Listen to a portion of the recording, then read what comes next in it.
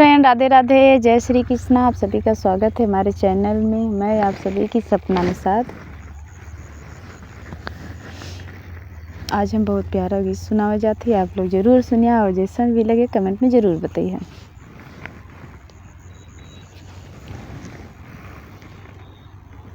कच्ची कली तोड़े लाना बलम सुगना हो, छयल सुगना बन के आना। अमवा कच्ची कली तोड़े लाना बलम सुगना हो, छयल सुगना बन के आना। बागों में आना बगीचों में आना, बागों में आना बगीचों में आना। मलिया का भेष धरे आना बलम सुगना हो, छयल सुगना बन के आना।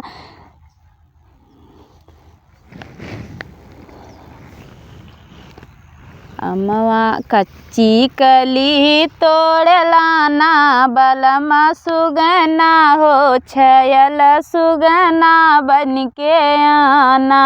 आना तो आन बागों में आना, बागों में आना हो, बागों में आना।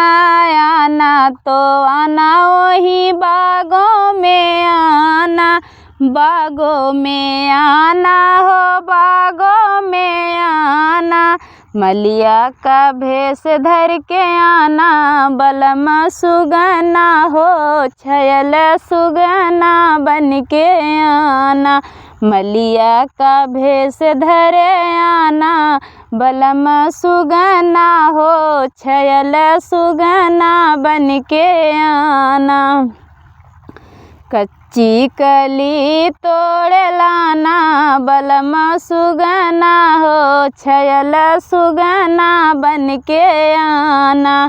कच्ची कली तोड़े लाना बलम सुगना हो, छयल सुगना बन के आना। कुवनों पे आना जगतियों पे आना, आना तो आना वही कुवनों पे आना। कुवनों पे आना हो, कुवनों पे आना। आना तो आना वही कुवनों पे आना। कोहरा का भेष धरे आना बलम सुगना हो, छयल सुगना बन के आना। कोहरा का भेष धरे आना बलम सुगना हो, छयल सुगना बन के आना। कच्ची कली तोड़े लाना बलम सुगना बन के आना। कच्ची कली तोड़े लाना बलम सुगना हो, छयल सुगना बन के आना। आना तो आना वही सड़कों पे आना, सड़कों पे आना हो, सड़कों पे आना। आना तो आना वही सड़कों पे आना, सड़कों पे आना हो, सड़कों पे आना।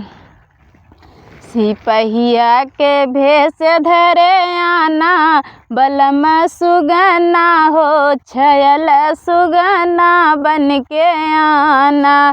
सिपहिया का भेष धरे आना बलम सुगना हो, छयल सुगना बन के आना।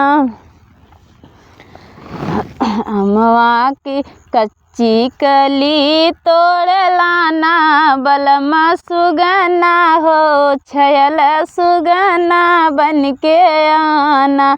अमवा के मीठे फल खाना बलम सुगना हो, छयल सुगना बन के आना। आप लोग को गाना अच्छा लगे तो लाइक किया, कमेंट किया, शेयर किया।